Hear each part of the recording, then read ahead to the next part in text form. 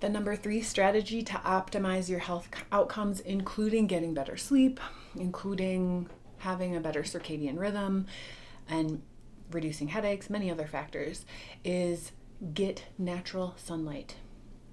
I have a beautiful, huge office window right here facing me that I love, but it is not the same as going outside and getting my bald eyeballs exposed to the sunlight. And this means without sunglasses. Believe me, coming from someone who has blonde hair, blue eyes, sensitive eyes, I thought that I would never be able to be in the sun without sunglasses. I just was so sensitive to the sunlight. I would be so squinty. As I began to do this practice, I have developed the ability to actually be out in the sun without sunglasses. I never thought that was going to be a thing, and I'm impressed with myself that I can tolerate being in sunlight now without sunglasses on a hike. The best way to incorporate this into your life is to make sure that you're getting at least 15 minutes of early morning sunlight, and then at least 15 minutes of midday sunlight. When you go for your lunch break, make sure you're doing that outside if possible. And then 15 minutes of late afternoon sunlight. The reason for this is we are designed to be outside. Our human bodies are supposed to have that input, that information that's coming in from the sun, this photonic energy that's coming from the sun. It is how our brains know where we are on the planet, what time of day it is, when to start producing melatonin to help us fall asleep, when to stop producing melatonin to help us wake up. And that's how our circadian rhythm gets formed. It's through the information coming to our eyeballs and our skin from the sunlight.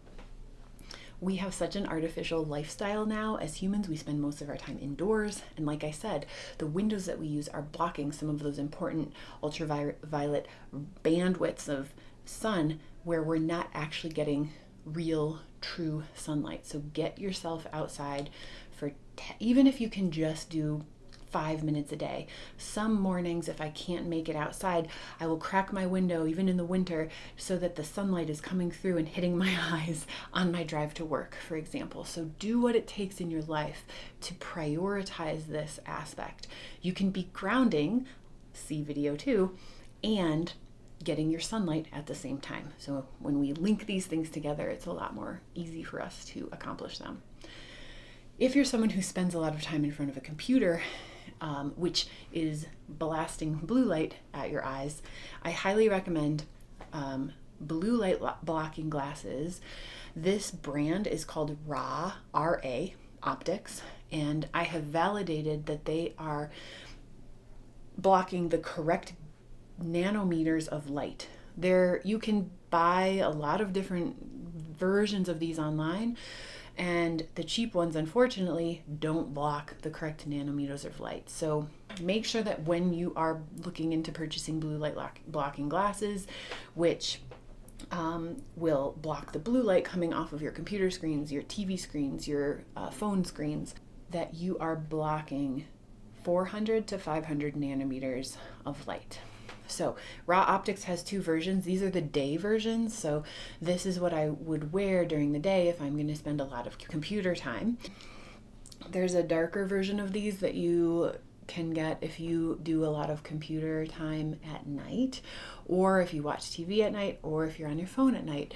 Optimally, you would turn all devices off for 2 hours before bed, because blue light completely depletes your melatonin. So all that wonderful work you did getting out in the sunshine and creating this appropriate circadian rhythm, a blue screen, television, computer, or phone will begin to deplete melatonin almost instantly. That's why if you are going to be on a screen, you should be shielding your eyes. So to summarize, get appropriate sunlight 3 times a day and shield your eyes if you are doing screen time. And even more optimally, you are not doing screen time for at least 2 hours before bed. Just no screen time at all. Do something else. Meditate, read a book, talk with your family, play a board game, do something else, take a bath, do something that helps your nervous system to wind down and prepare for sleep.